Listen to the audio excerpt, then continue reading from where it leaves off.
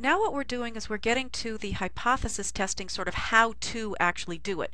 We're going to be talking specifically only about one sample problems, but we'll move on to two samples soon. All right, first, a word about critical values. In other words, we have to decide in each problem whether we're going to use a T or a Z. Once you make this determination about a problem, it doesn't change. A problem is either one type or the other.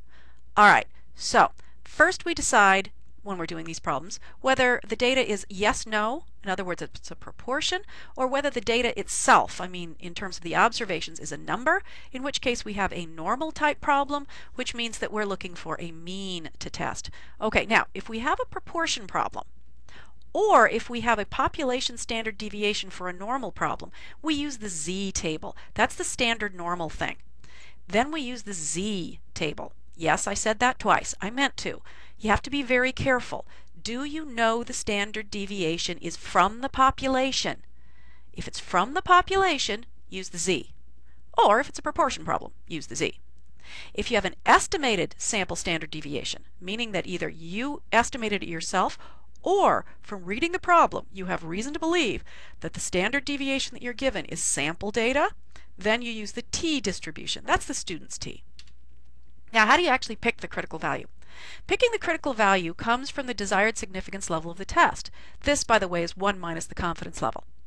Now, this will usually be stated in the test, in the question itself. Now, usually for business type problems, we use a significance level of 5%. That's just kind of tradition. So get used to those. Okay, now, if we have a one-tailed test, all of the significance is over in one tail.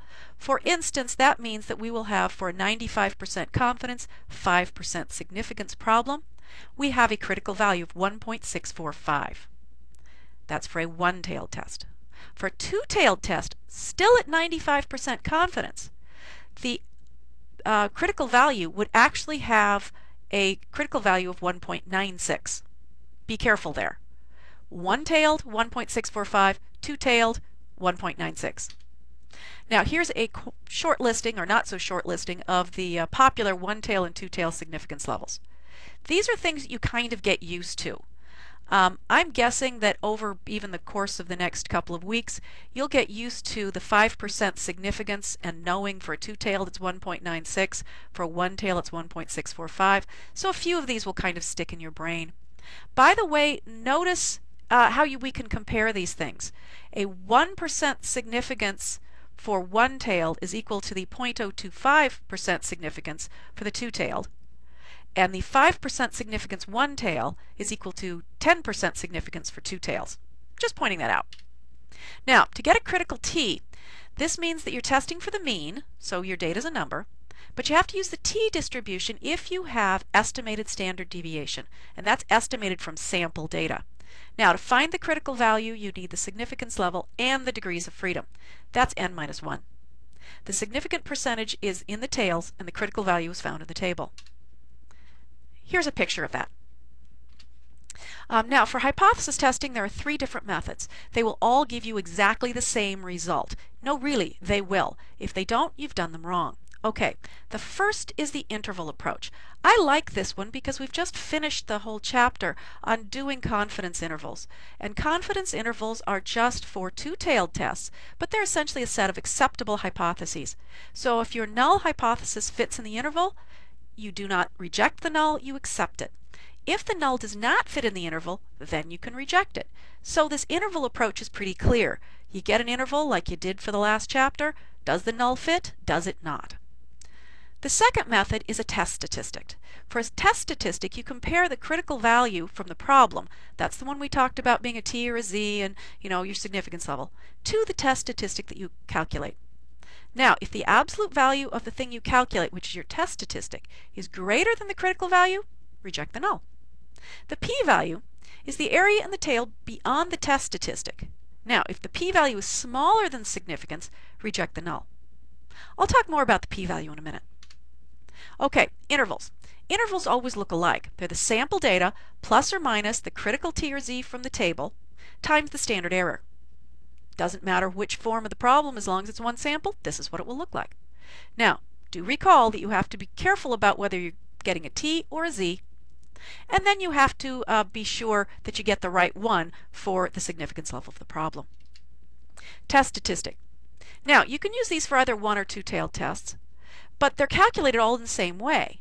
You take the sample data, subtract off your null, divide by the standard error. If you take the absolute value of what you get from that calculation and then compare it to the critical value, the value that's appropriate to the problem, which means given the appropriate significance level, etc. If the test statistic is large, reject the null. P-value. Okay, p-values sound harder than they are. The true definition here is a p-value is the probability that the sample data would be as far from the null as it is observed to be if the null is indeed true. Okay, between you and me, just for the sense of logic, think of the p-value as the probability the null is true. Think of it that way. That's not its true definition, but the logic will always work. Hence, if you get a big p-value, the probability of the null is quite high to be true, and you accept the null. So what does high mean?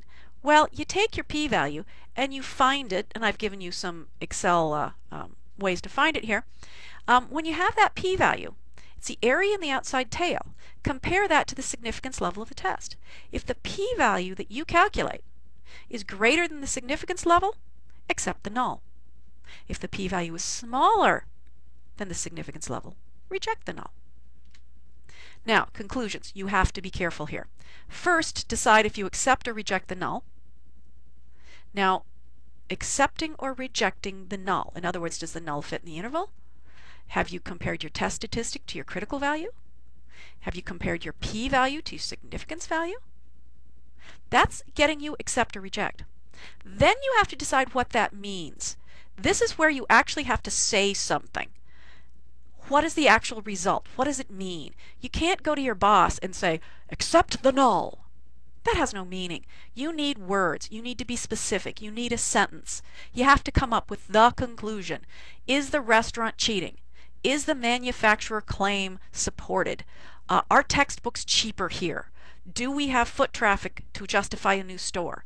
Okay, be specific. Be thorough, because that's going to be your decision rule. That's how you're going to make business decisions. That's what you base them on. Okay?